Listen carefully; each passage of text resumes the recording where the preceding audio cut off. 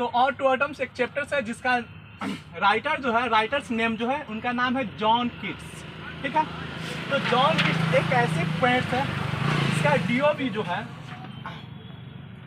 BOD, जिसको हम क्या बोलते हैं, बर्थ ऑफ डेथ, अर्थात डेट, है ना, बर्थ ऑफ डेट, जिनका जन्म जो हुआ था 1795 अर्थात 1795 बोल सकते हैं।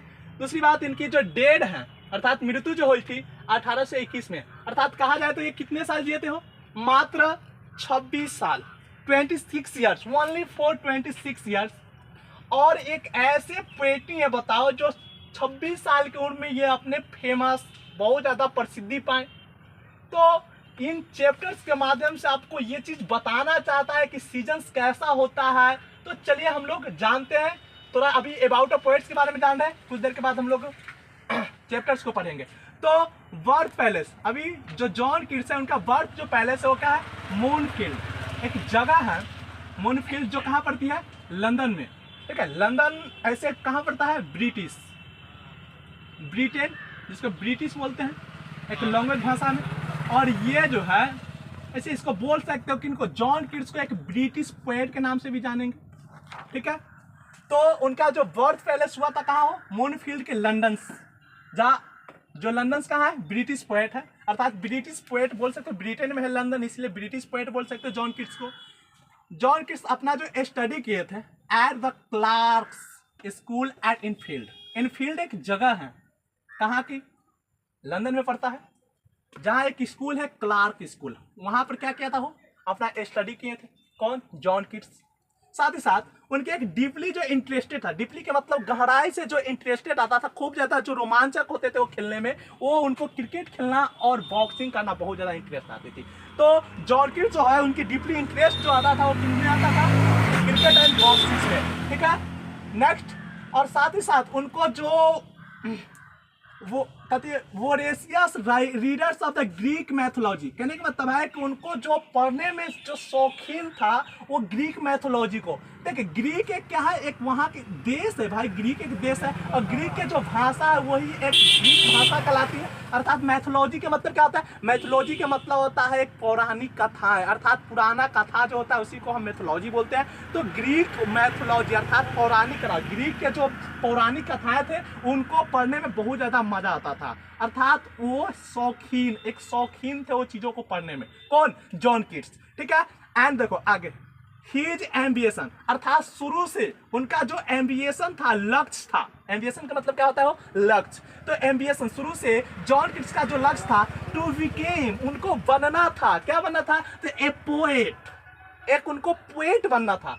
अच्छा, क्या मतलब भाई इनका डीपली इंटरेस्टेड एक क्रिकेट में था, बॉक्सिंग में था, और बाद में कहता है कि इनका पोएट बनना, क्या मतलब रह गया। तो कहने का मतलब क्या है, उनको एक फायर बाय हीज, उनको कहने का मतलब उनको आग लगी थी, एक acquaintance with Spenser Faerie Queene, Spenser का एक पुस्तक है फेरी क्वीन, ठीक है, वो फेरी क्वीन को पढ़ा तो उनके, समझ लो ना, उनके बॉडी में आग लगा।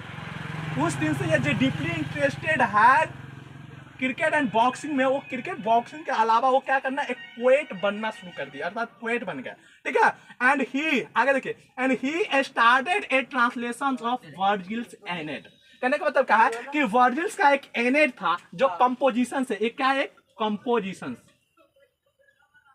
एक वर्लिड का, वर्जिल्स का एक एनेड है जो कंपोजिशन से, एक कंपोजिशन को क्या किया, वो ट्रांसलेशन अर्थात अनुवाद करना स्टार्ट कर दिए उस, ठीक है।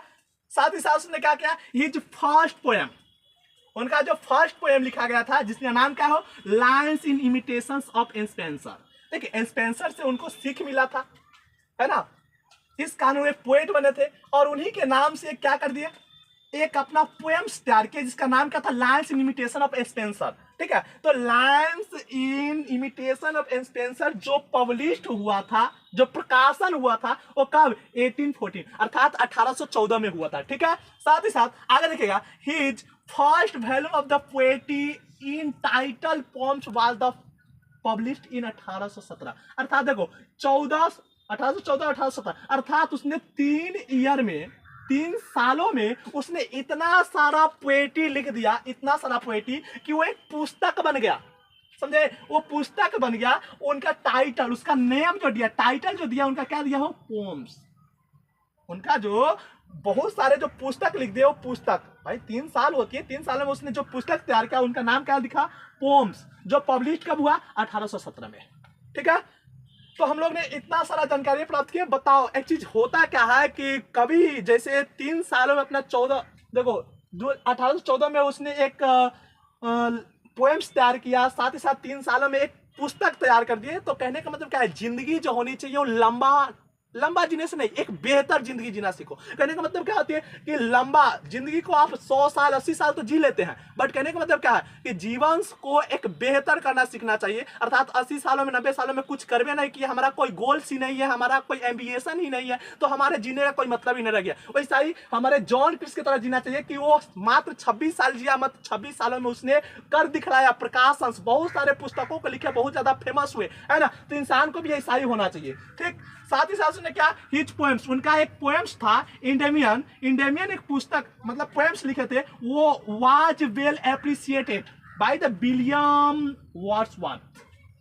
कहने का मतलब क्या है कि इंडेमियन एक उनका पोएम्स था जो खूब ज्यादा क्या हुआ था, प्रचलित हुआ था, खूब ज्यादा क्या हुए थे, वो प्रचलित हुए। किनके कारण, विलियम वर्ड्सवर्थ के कारण। और वर्ड्सवर्थ के कारण वो जो इंडेमियन जो पोएम्स है वो खूब ज्यादा प्रचलित हुए थे। जो अच्छा, वर्ड्सवर्थ आप लोग जानते होंगे, वर्ड्सवर्थ एक क्या है, एक महान हस्ती है, ये भी एक पोएट ही है।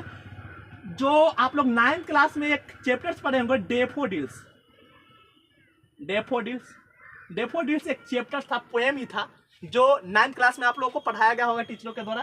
तो डेफोडिल्स एक चैप्टर्स है जो विलियम वर्ड्सवर्थ लिखे थे, ये एक फूल के ऊपर बनाया गया था, फ्लावर के ऊपर।